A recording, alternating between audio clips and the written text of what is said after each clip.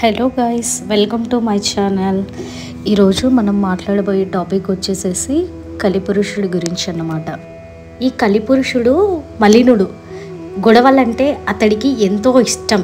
కలి అంటేనే తగవు అంటే గొడవ.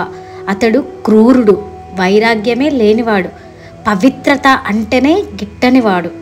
అతడు తన ఎడమ చేతితో తన మర్మావయవాన్ని, కుడి చేతిలో నాలుకను పట్టుకొని ఆనందంతో గంతులు వేస్తూ వచ్చాడు. పిశాచ రూపం గల అతనిని చూచి బ్రహ్మ నవ్వి వికృతమైన అతని చేష్టకు అర్థమేమని అడిగాడు. కలిపురుషుడు అప్పుడు, నేను మానవులందరినీ కామకులుగానో జిహ్వా చాపల్యం గలవారుగాను చేసి వారు ఉత్తమ గతిని పొందకుండా చూస్తానని ప్రతిజ్ఞ పూనాడు. అదే నా ఈ చేష్టకు అర్థమని చెప్పాడు.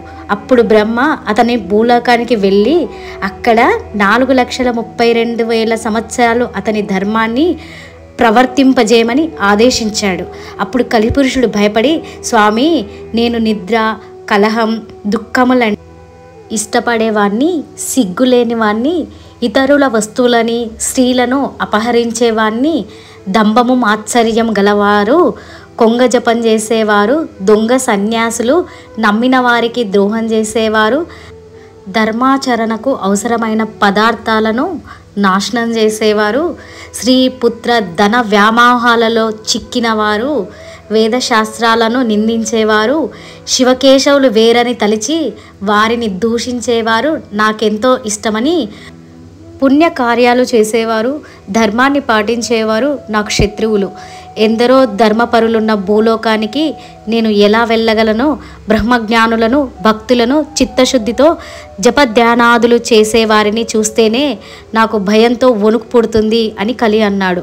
అప్పుడు బ్రహ్మ, కలి, నువ్వు భూలోకంలో ధర్మమాచరించే వారిని విడిచిపెట్టి మిగతా వారందరినీ అధర్మాన్ని అనుసరించి వారిని లోబర్చుకొని నీ ధర్మాన్ని ప్రవర్తింపజేయి అని ఆదేశించాడు కలిని. శివకేశవులొక్కరేనని తెలిసి పూజించేవారిని, తల్లి తండ్రి గురువులను సేవించేవారిని, కాశీలో నివసించేవారిని, గోవు, తులసి మొదలైన వారిని పూజించేవారిని, వేద శాస్త్ర పురాణ స్మృతులను ఆసక్తితో విని వివేకం పొంది ధర్మమాచరించే వారిని నీవు బాధించవద్దు. ప్రత్యేకించి గురుసేవయందు దీక్ష వహించిన వారిని, గురు భక్తులను నువ్వేమీ చేయలేవు. నీవు వారిని బాధించవద్దు. భూలోకంలో మిగిలిన వారందరూ నువ్వక్కడ ప్రవేశించగానే నీకు లోబడి ప్రవర్తించగలరని బ్రహ్మ చెప్పారు. ఇవి కొన్ని కలికి సంబంధించిన కొన్ని పాయింట్స్.